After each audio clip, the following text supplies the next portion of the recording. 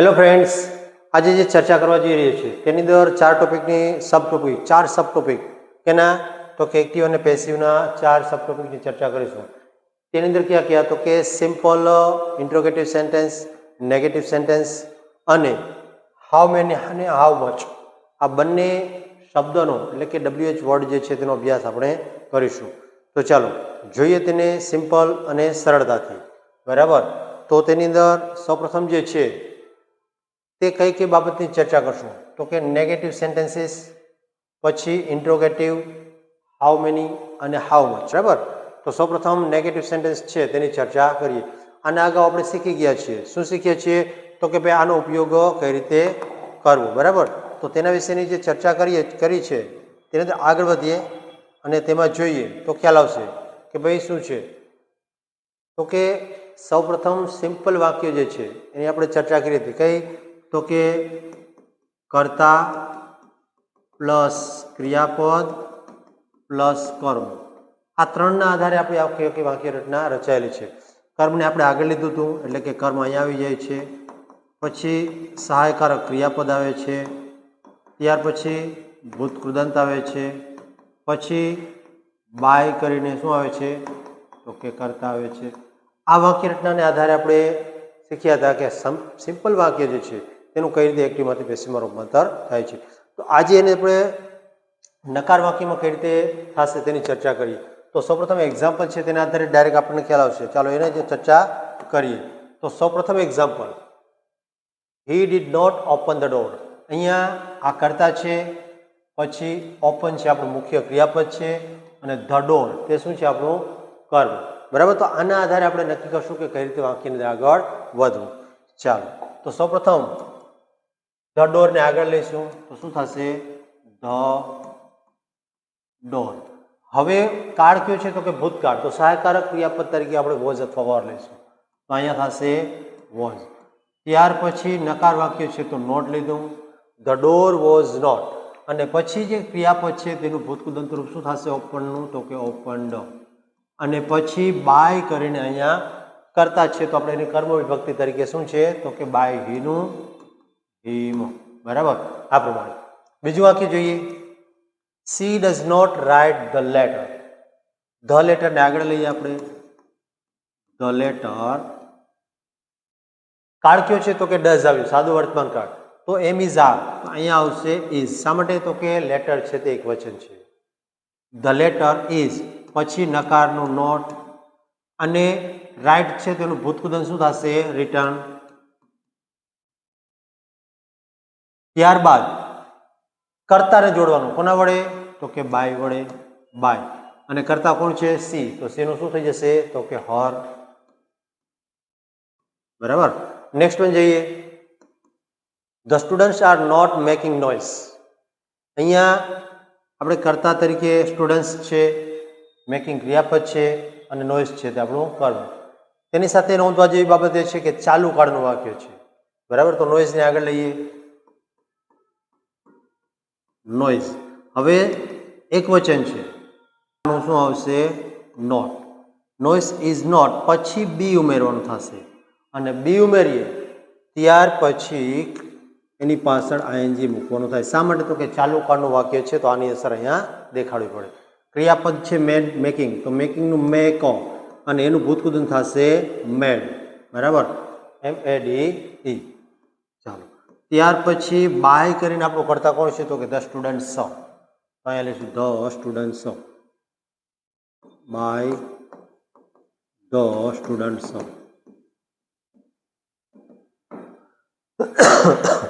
ત્યારબાદ આ વાક્યનું જો he had not finished the work, કયો કાળ છે તો કે પૂર્ણ ભૂતકાળ. પૂર્ણ ભૂતકાળ છે તો એની અંદર પણ એ પ્રમાણે માત્ર એક જ તફાવત આવે છે, ધ વર્ક.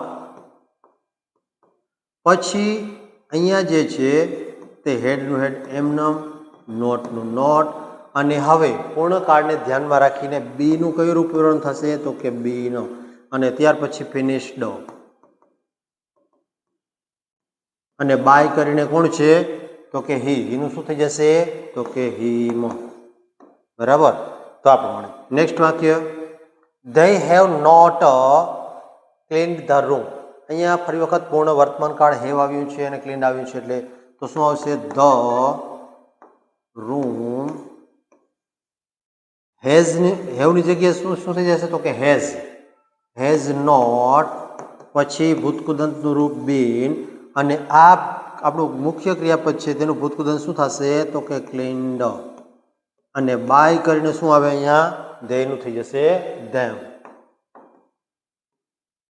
ચાલો નેક્સ્ટ વન જઈએ. She will not help you. અહીંયા જોઈએ આપણે તો યુ છે તે આગળ આવી જશે. યુ કયો કાળ છે? તો કે ભવિષ્ય કાળ. You will not be. અહીંયા ફરી વખત બી ઉમેરાશે. હેલ્પ છે એનું શું થઈ જશે? તો કે ભૂતકૃદંતનું રૂપ થઈ જશે હેલ્પડ, અને બાય કરીને સી નું શું થશે? તો કે હર. બરાબર મિત્રો, આ પ્રમાણે જોઈ શકીએ છીએ કે દરેક વાક્યની અંદર કઈ રીતે કયા કાળની અંદર શું ચર્ચા થાય છે. તો દરેક કાળને ખાસ ધ્યાનમાં રાખશું અને દરેક કાળનું કઈ કઈ જગ્યાએ આ રૂપ જે છે તે ઉમેરાય છે અને શું થાય છે તે ચર્ચા ધ્યાનમાં લેશું. ચાલો આગળ વધીએ. હવે ચર્ચા કરીએ આપણે તેના પછીની. તો છે તે ઇન્ટ્રોગેટિવ સેન્ટેન્સ, પ્રશ્નાર્થ વાક્ય. સિમ્પલ જે આગળ આપણે ચર્ચા કરેલી છે તે જ પ્રમાણે બધા જ સહાયકારક ક્રિયાપદ અને બધી બાબતમાં ફેરફાર થશે. તો અહીંયા જોઈએ આપણે ફર્ક માત્ર એક જ બાબતનો છે અહીંયા, કે સહાયકારક ક્રિયાપદ છે તે આગળ આવી જશે અને કર્તા એટલે કે કર્મ છે તે બીજા સ્થાને જતું રહેશે. કર્મ આગળ આવે તે.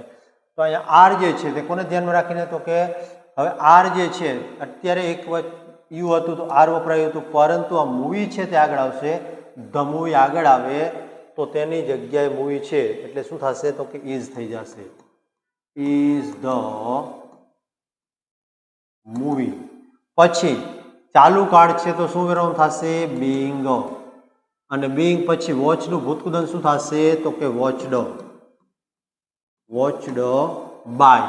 બાય કરીને યુ જે છે તેનું શું થશે? કર્મ વિભક્તિ, તો કે યુઝ થશે. અને છેલ્લે પ્રશ્નાર્થ છે. બીજું વાક્ય, વિલ ધે હેલ્પ અસ. તો અસને આગળ લઈએ પણ વિલનું તો શું રહેશે? તો કે વિલ જ રહેશે. અસનું શું થઈ જશે? We. Will we be helped. પછી બાય કરીને શું થશે? ધેયનું ધેમ. English is English. હવે કાળ કયો છે? તો કે સાદું વર્તમાન કાળ, એટલે બીજું કયું કરવાનું થશે નહીં. તો સ્ટડીડનું ભૂતકૃદંતનું રૂપ શું થશે? સ્ટડીડ. પછી બાય કરીને your sister, by your sister.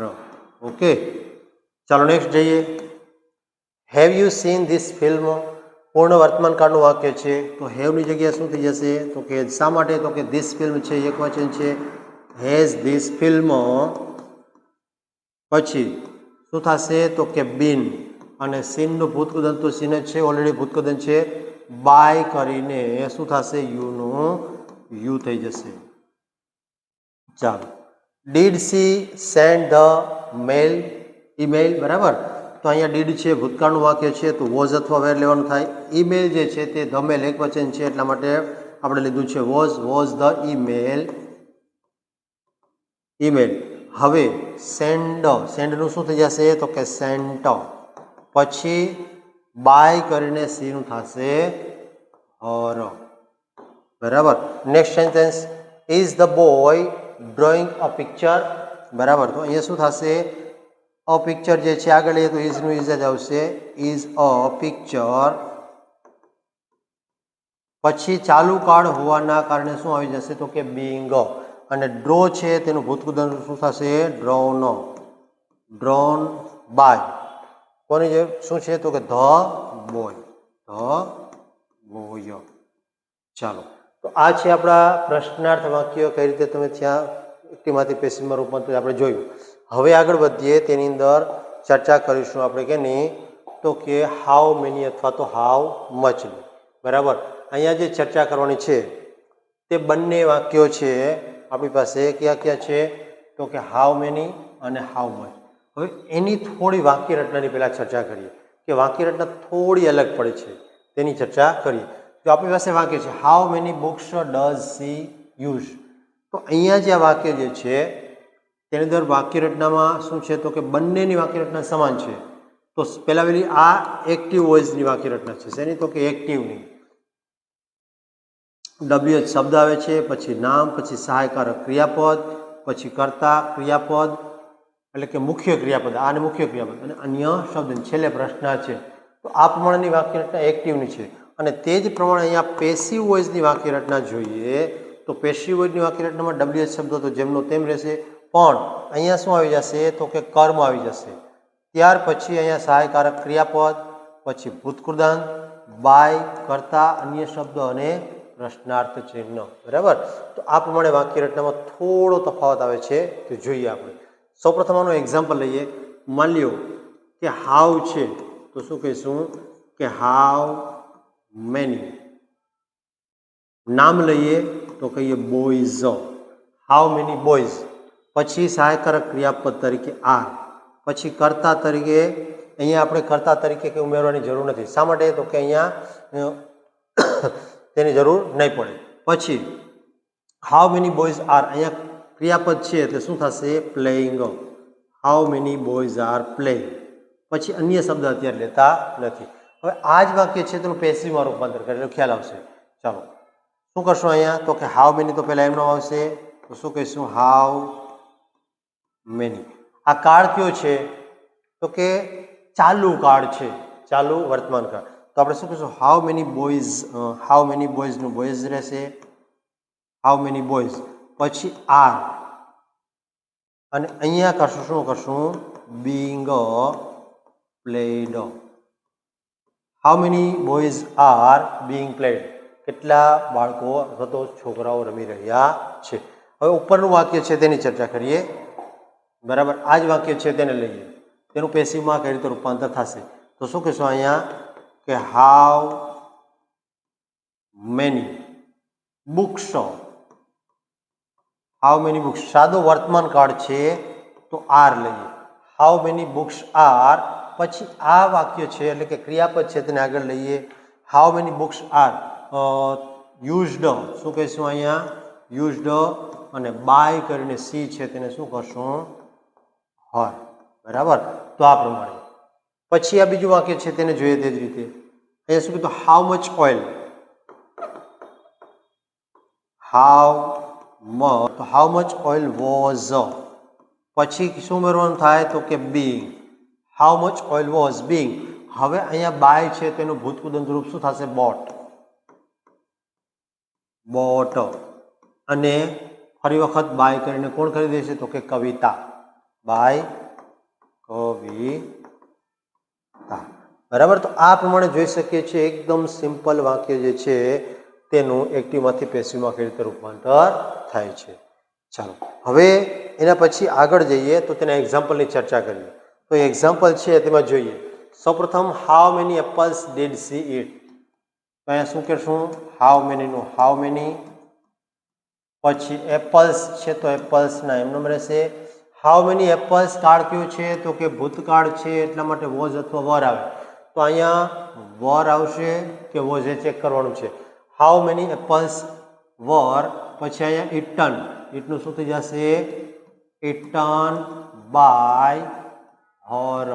બરાબર. ત્યાર પછી હાઉ મેની લેટર્સ. પછી આર રાઈટનું શું થઈ જશે રિટર્ન બાય હીનું શું થશે તો કે હિમ. બરાબર. ચાલો નેક્સ્ટ જઈએ.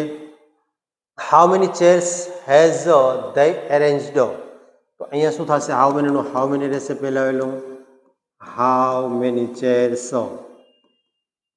પછી હેઝ છે તો આપણે શું કરશું અહીંયા હેવ. શા માટે તો કે અરેન્જડ આગળ આવશે. How many chairs have been. પછી અરેન્જડ,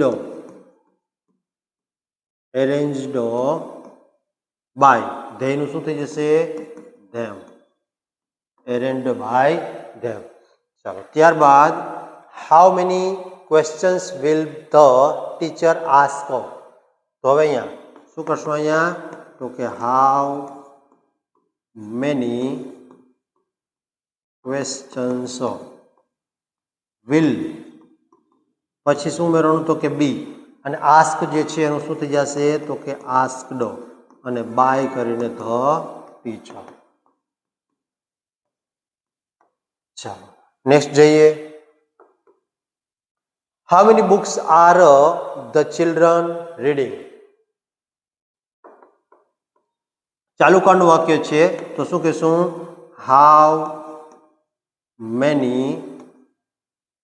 મેની બુક્સ આર પછી શું આવશે તો કે બીંગ અને રીડનું ભૂતકૃદન શું થાય તો કે રીડ બાય કરીને ધ ચિલ્ડ્રન. બરાબર. તો આ પ્રમાણે હવે ત્યાર પછી જઈએ આપણે ચર્ચા કરવા માટે કેની અંદર તો કે હાઉ મચ વાળા વાક્યની ચર્ચા કરીએ. તો એમાં પ્રથમ વાક્ય how much money did she spend? તો અહીંયા હાઉ મચ એમનામ how much money was spent by એની જગ્યાએ હિમ એટલે કે એનું એમ થઈ જાય કર્મ વિભક્તિ. ચાલો પછી how much milk does the farmer deliver? તો આપણે શું કહીશું કે હાઉ મચ મિલ્ક ઇઝ અહીંયા સાદું વર્તમાન કરશું is delivered by the farmer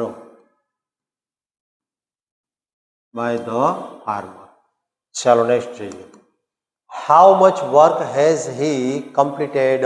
ફરી વખત પૂર્ણ વર્તમાન કાળનું વાક્ય આવેલું છે તો શું થશે? How much work has been completed by him. બરાબર. તો આ રીતે જોઈ શકીએ છીએ દરેક વાક્ય કઈ રીતે બને છે. નેક્સ્ટ જઈએ આપણે. How much milk is the shopkeeper selling? તો શું કહીશું આપણે? હાઉ મચ મિલ્ક પછી ઇઝ અહીંયા ચાલુ કાળ છે તો શું આવશે? ઇઝ બીંગ સેલ છે તો સોલ્ટ બાય શું થશે? By the shopkeeper. ચાલો નેક્સ્ટ જઈએ. Last one. How much rice will she Cook?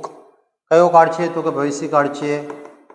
How much rice પછી વિલ અને પછી શું આવ્યું? બી અને કુકનું શું થઈ જશે તો કે કુકડ બાય હર. બરાબર. વિદ્યાર્થી મિત્રો એકદમ સિમ્પલ છે આ વાક્યને એક્ટિવમાંથી પેસિવમાં રૂપાંતર કરવું. તમે દરેક જગ્યાએ જોયું હશે તો માત્ર એક નાનો એવો તફાવત આવે છે. શું આવે છે તો કે આ બંને બાબતો એટલે કે કર્તા અને ક્રિયાપદ છે એને બેને જ ચેન્જ કરવાના થાય છે. બીજું કોઈ જાતનું કાંઈ આવતું નથી. બાકી સિમ્પલ આખા વાક્યને જેમનું તેમ ચાલતું જવાનું છે. ચાલો હવે નેક્સ્ટ જઈએ અને આપણે એક સરસ મજાની નમ્ર વિનંતી છે કે જો આપ મારી સાથે જોડાયેલા છો તો હવે મારી ચેનલને સબસ્ક્રાઈબ કરો, શેર કરો અને વિડીયોને લાઈક કરતા રહો. તમારા મિત્રોની સાથે જોડી દો. અને બીજી એ બાબત કે હવે પછીની જે સિરીઝ જે છે તેની અંદર લગભગ આપણે 7 ભાગની અંદર એક્ટિવ અને પેસિવને ડિવાઈડ કરી અને આપણી સમક્ષ રજૂ કરી રહ્યા છીએ. તો 7 ભાગને એકદમ માણો. વિશ્વાસની સાથે કહીશું કે તમને એક્ટિવ પેસિવ એકદમ સરળતાથી અને સિમ્પલ રીતે આવડી જશે. ચાલો સૌને જય હિન્દ, જય ભારત.